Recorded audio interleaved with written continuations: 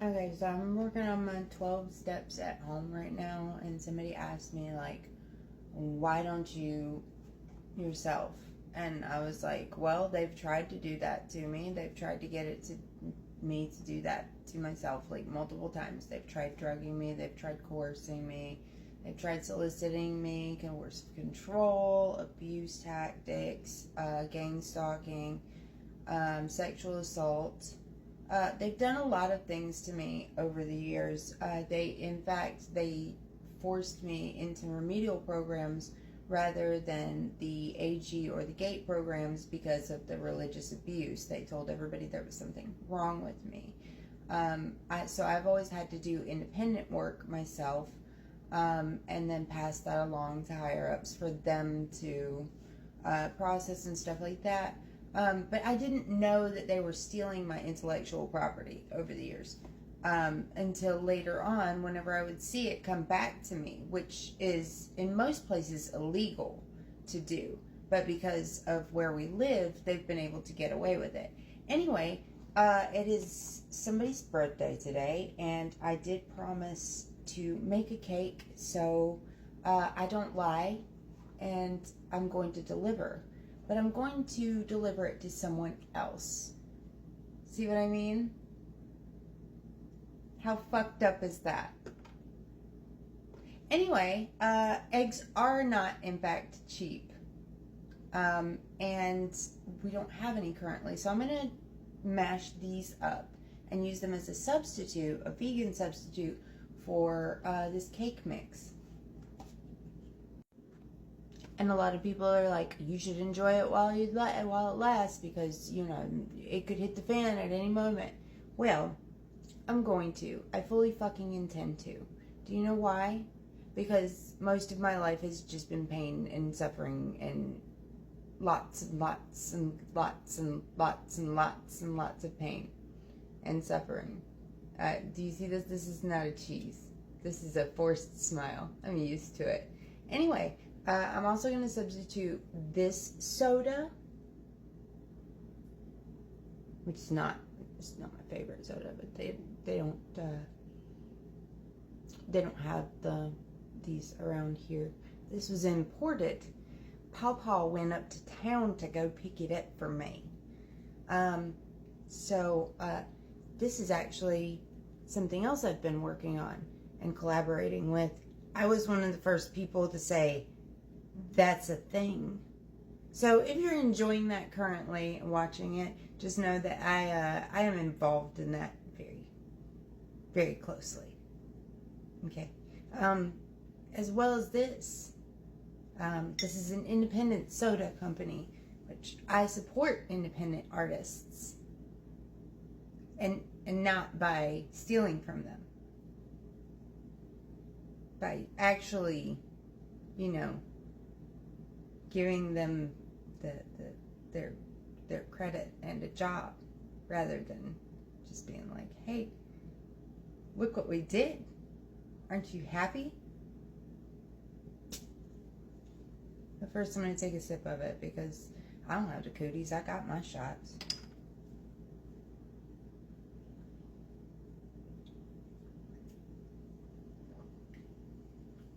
Damn. Ain't nothing like a cold pop.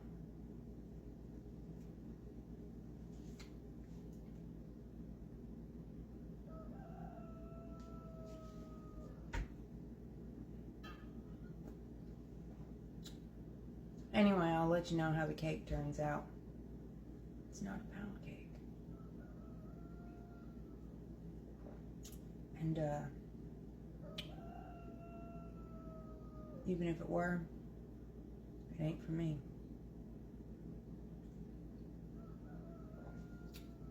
I'm also going to be making some sweet potato fries. And they ain't free.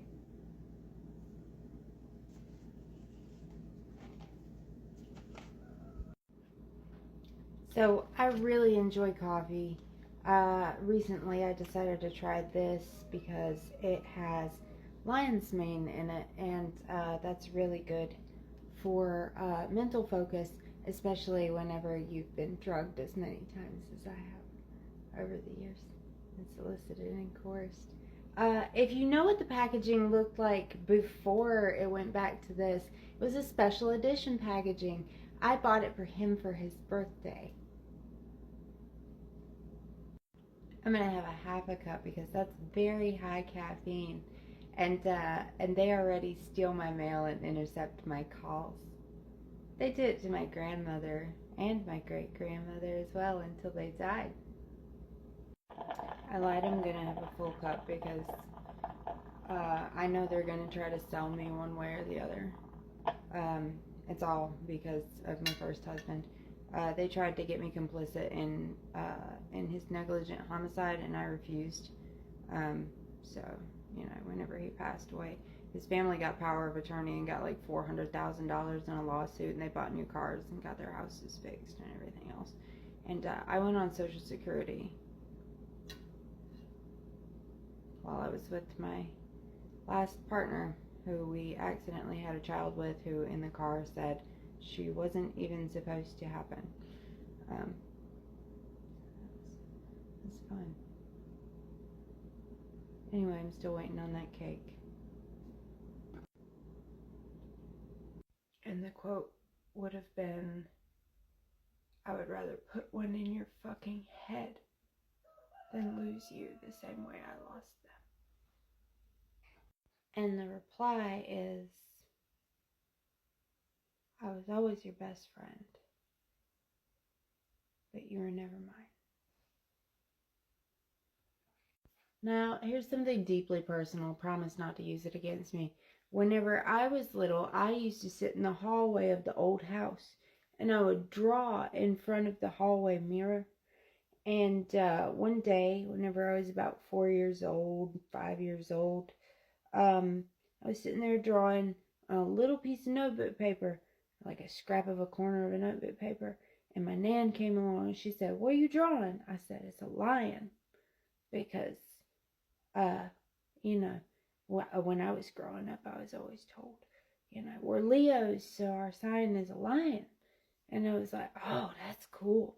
And so I really liked lions whenever I was little. In fact, it was my favorite animal, right after dogs. And she said, "Well, what's that lion's name?" And I looked up at her and I said, "His name is Max. And that's my name, too." It ain't turned out that pretty. And that one, well, that just looks like a big-ass donut.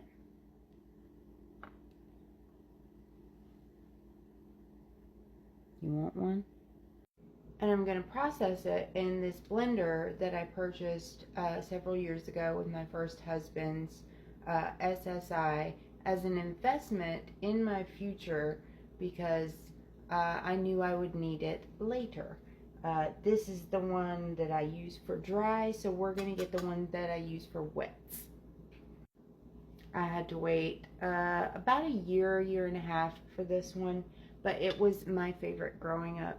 And actually, I believe it was my mother who, because she also loved animals and drawing and art. I believe I've shown some of her independent art that she's made over the years. She was a realism artist, and she did a lot of work on doing drawings and paintings and things for other people, which she was minimally paid for. Anyway, this is Hunter the Leopard, but if you know anything about leopards, you know that they cannot, in fact, change their spots.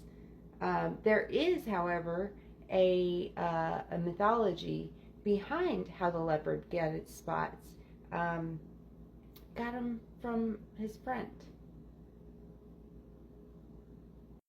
I do make a lot of purchases through independent companies, but this company in particular has been extremely helpful as far as just helping me out with like recipe work, and these are very sturdy. I've given them a lot of feedback on like their ports right here and how they function and things like that. So I do a lot of product testing here at home. I also try to invest in quality over quantity. However, I really do like the Temu blenders. One of my friends um, ordered one of those, and as far as I know, they really like them. But I like some of my stuff thicker, just like my sister. She also likes to bake. Now, this cake in particular, it's going to be low sugar, and we're going to use vegan substitutes. But I also did invest in this. It's a little more expensive, but it is plant-based protein. And I know that the person who this cake is going to does not get a lot of plant-based proteins or vitamins in their diet. So we're going to try to sneak in a little bit of something to try to mitigate the effects of them consuming a lot of sugar and crap this month. This was about 20 bucks, and I got it from a local food store. So, you know, I promise you this, I'm not getting on that fucking bus. See, if I lived in another state where intellectual property theft was an issue, I probably wouldn't struggle nearly as much having a real job, because they actually respect artists in other places, and I work very, very hard. Matter of fact, I ordered this dress and it didn't fit anymore after my weight loss, so I stitched it myself. It's starting to get cold. I don't shave my armpits because I don't fucking want to.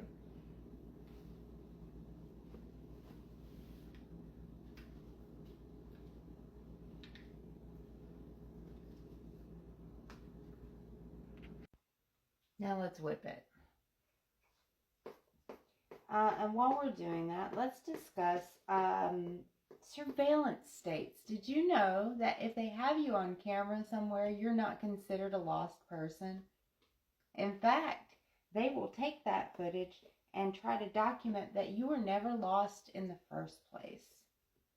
That they knew where you were the entire time.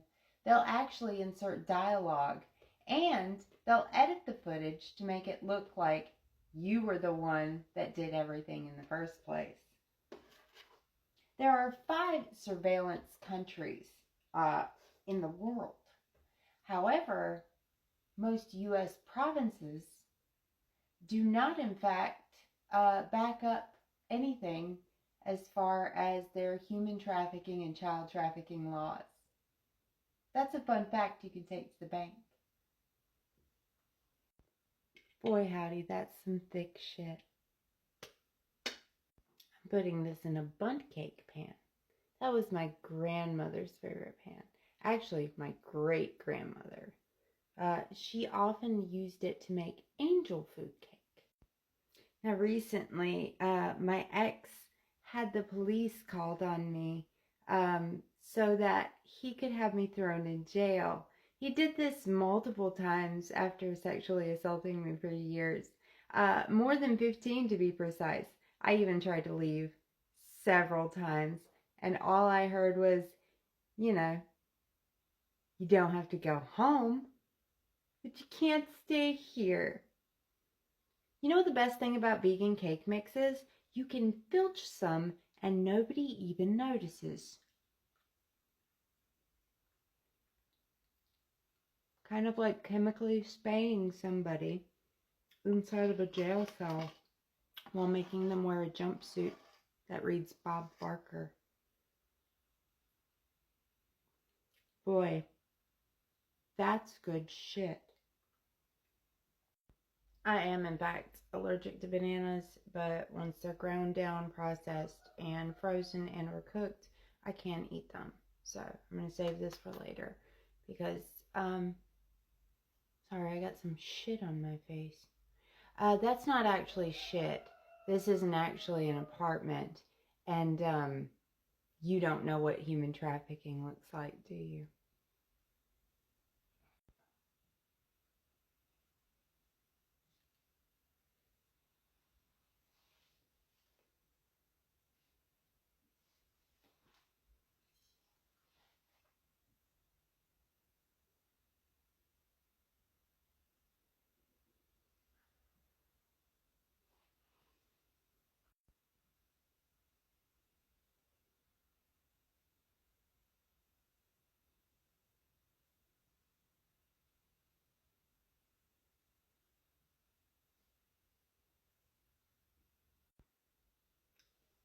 But I do.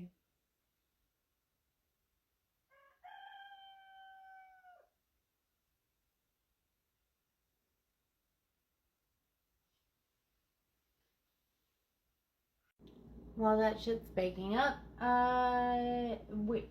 while that shit is baking up, we're going to use these scissors to cut this potato to make sweet potato fries for his lunch, because this is all I have. Another fun fact, my grandmother was an amazing artist as well. She was very good at realism art.